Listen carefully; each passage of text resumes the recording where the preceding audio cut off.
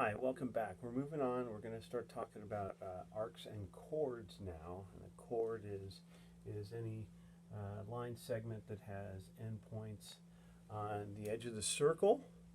I want you to realize that chords are real easy to work with as long as you know a few things.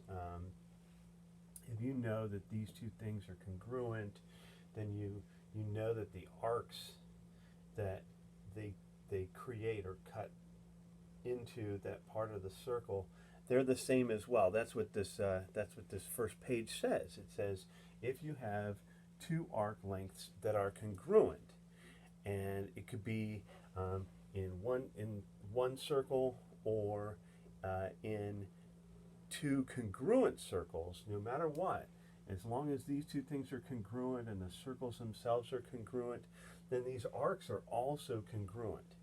And I need you to remember back when we talked about how arcs are named. If we're talking about arcs in terms of degree, arcs are named by their central angle. This is going to help you in the second problem of our homework. This is actually the first problem on the homework. So when I get to drawing the second problem, I want you to realize that it's so super simple that arcs are named by that central angle.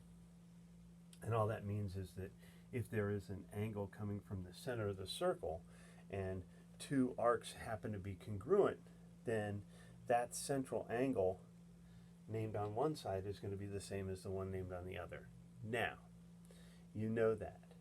Now you know that congruent chords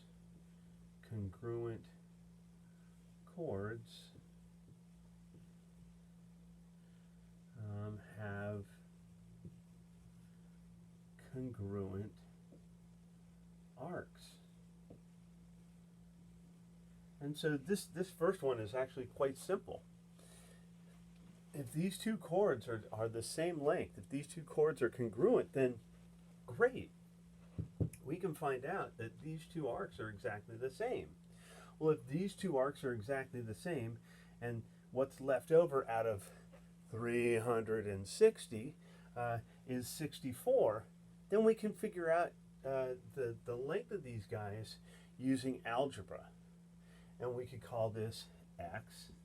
And if this is x, and this is the same distance in terms of degrees, I'm going to call this x as well. Well, x plus x equals 2x. And we say that we're going to add 64 to it.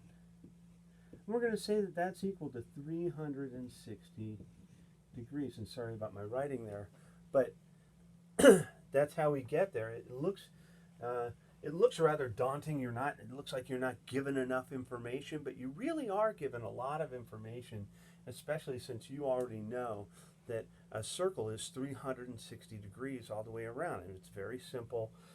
We just have to remember that if these two things are the same, then two of them plus this are going to give me 360, and that's how we set this up. And now, I know you guys hate solving algebraic equations, but you have to get used to it because that's what you're going to do in mathematics the rest of your life. If you don't ever take another math class again, then you don't really have to use it, but I find it useful in life when I'm trying to put stuff together or measure stuff. It does help in life. You should have a decent understanding of algebraic equations. So here we go. We're going to solve this. We're going to take away 64 from both sides. And what do we get? 296 equals 2x, right? And if you don't know that if I have two of them, and that's 296, then one of them, when I divide by 2, is 140.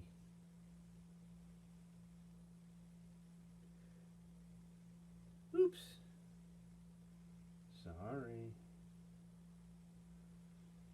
what did I do wrong there? Oh no, I was right. 148 degrees. So, um, uh, so if two of these encompass 296 degrees, then cut it in half, and then one of them will be 148 degrees. And what that says is that if I made an angle from the center here, this one will be 64, and if I made an angle out to these points here, that angle would be a wide 148 degree angle, which makes perfect sense. And so that's how you do number one. I'll come back and do another video to show you number two, because I've already reached my 5 minutes.